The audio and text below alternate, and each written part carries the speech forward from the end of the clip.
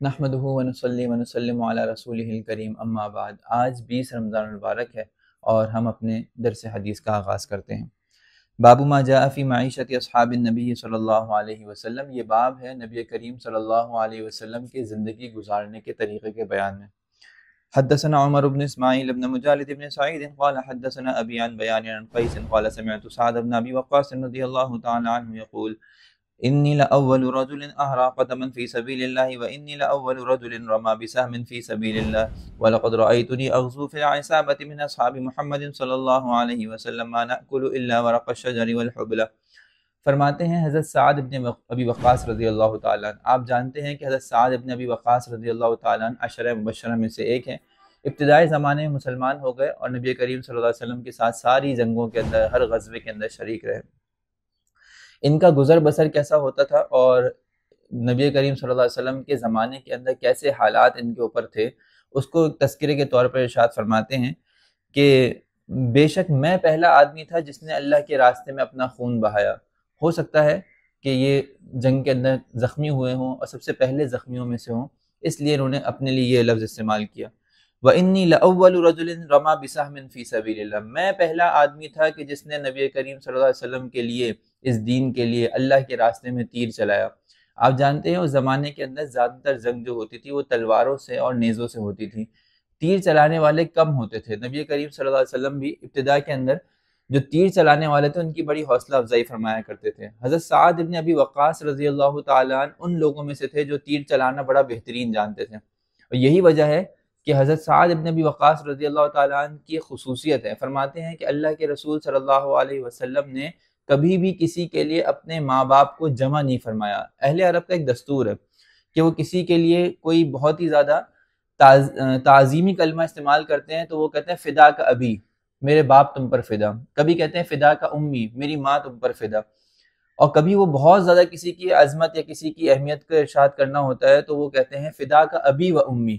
تو نبی کریم صلی اللہ علیہ وسلم نے بہت ساری احادیث میں کسی کے لیے کبھی فدا کا ابی کا لفظ استعمال کیا، کبھی فدا کا امی کا لفظ استعمال کیا۔ سعد ابن ابی وقاص رضی اللہ تعالی عنہ واحد وہ صحابی ہیں جو اس شرف کے اوپر مقرر ہیں کہ جن کے لیے اللہ کے رسول صلی اللہ علیہ وسلم نے فدا کا ابی و امی کا ارشاد فرمایا کہ میرے ماں باپ تم پر فدا، ارمی یا سعد فدا کا ابی و امی۔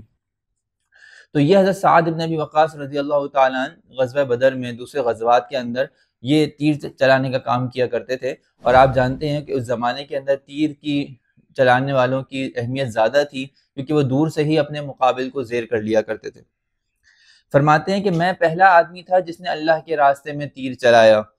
اور وَلَقَدْ رَأَيْتُنِي أَغْزُو فِي الْعِصَابَةِ مِنْ أَصْحَابِ مُحَمَّدٍ صلی اللہ علیہ وسلم۔ ایک زمانہ وہ بھی تھا کہ میں نبی کریم صلی اللہ علیہ وسلم کے صحابہ کے ساتھ جب غزوات کے لیے نکلتا تھا، مَا نَأْكُلُ إِلَّا وَرَقَ الشَّجَرِ وَالْحُبْلَ، ہمارے لیے کھانے پینے کے کوئی چیزیں نہیں ہوتی تھیں سوائے اس کے کہ ہم کیکر کے اور درخت کے پتے کھایا کرتے تھے۔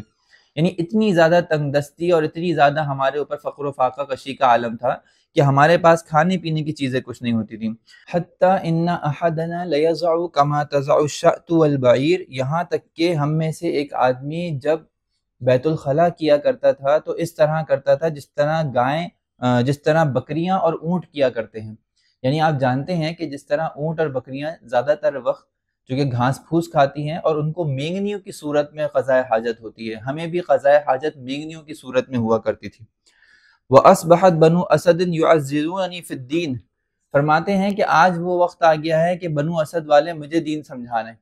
یعنی مجھے دین کی بات کے اندر جو ہے وہ کوئی کسی بات پہ ان کا جھگڑا ہوا ہوگا بنو اسد والوں سے، جس کی وجہ سے بنو اسد نے ان کو کوئی طعنہ دیا، تو یہ اس کے جواب میں فرما رہے ہیں کہ آج یہ وقت ہے کہ ہم نے قربانیاں دی، ہم نے خون بہائے، ہم نے تیر چلائے، ہم نے اللہ کے رسول کے ساتھ سخت مشقت کی حالات میں جنگیں لڑیں، اور آج یہ بنو اسد والے ہمیں ہی دین سمجھانے کے لیے آ رہے ہیں۔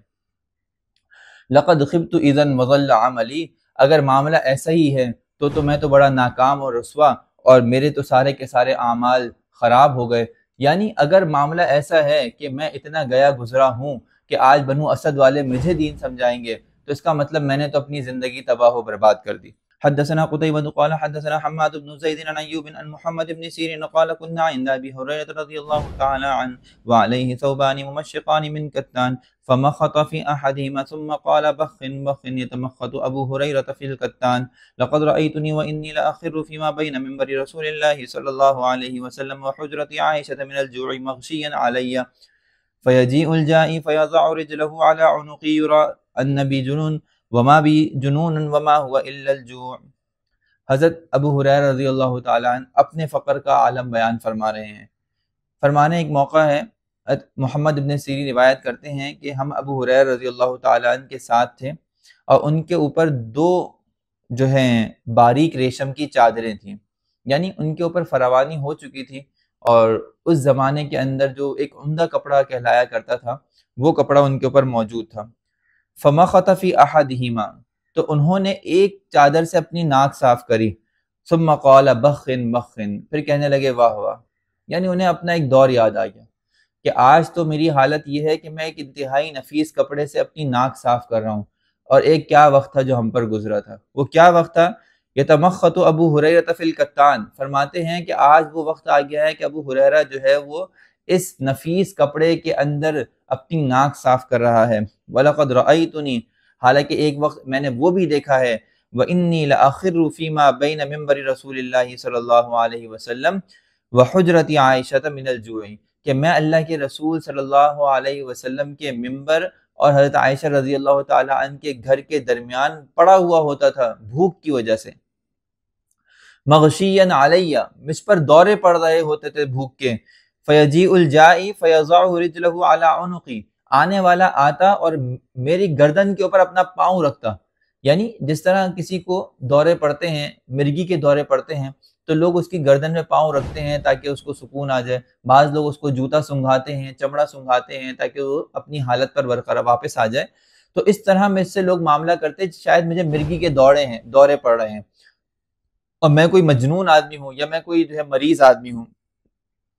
فرمانا یورا ان بی الجنون، وہ یہ سمجھتے تھے کہ شاید مجھے جو جنون کی بیماری ہے، وما بی جنون الا هو والجوع، فرمایا کہ وہ جنون نہیں تھا، وہ صرف اور صرف بھوک کا عالم تھا۔ یہ حضرت ابو ہریرہ رضی اللہ تعالیٰ عنہ فرماتے ہیں کہ دیکھو آج کیا وقت آ گیا کہ میں جو ہوں نفیس کپڑے سے اپنی ناک صاف کر رہا ہوں، اور ایک وقت ہم نے ایسا بھی گزارا ہے کہ بھوک کی وجہ سے ہم مسجد نبوی کے اندر گرے ہوئے ہوتے تھے اور لوگ سمجھتے تھے کہ مجنون ہیں اور ہماری گردنوں پہ پاؤں رکھ کر چلے جایا کرتے تھے۔ حدثنا العباس بن محمد قال حدثنا عبد الله بن يزيد المقري قال حدثنا حيوات بن شريح قال حدثني ابو هاني الخولاني ان ابا علي عمرو بن مالك الجنبي اخبره عن فضالة بن عبيد ان رسول الله صلى الله عليه وسلم كان اذا صلى بالناس يخر برجال من قامتهم في الصلاة من الخصاصة وهم اصحاب الصفة۔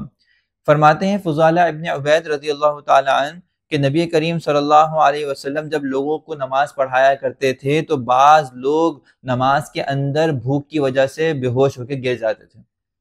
اتنی تنگی، اتنا فقر و فاقے کا عالم مسلمانوں نے ایک وقت میں گزارا ہے کہ کھانے پینے کو کچھ نہیں ہوتا تھا، اور سارا دن فقر و فاقے کے اور روزے کے عالم میں کمزوری سے حالت یہ ہو جاتی تھی کہ نماز میں کھڑے کھڑے گر جاتے تھے۔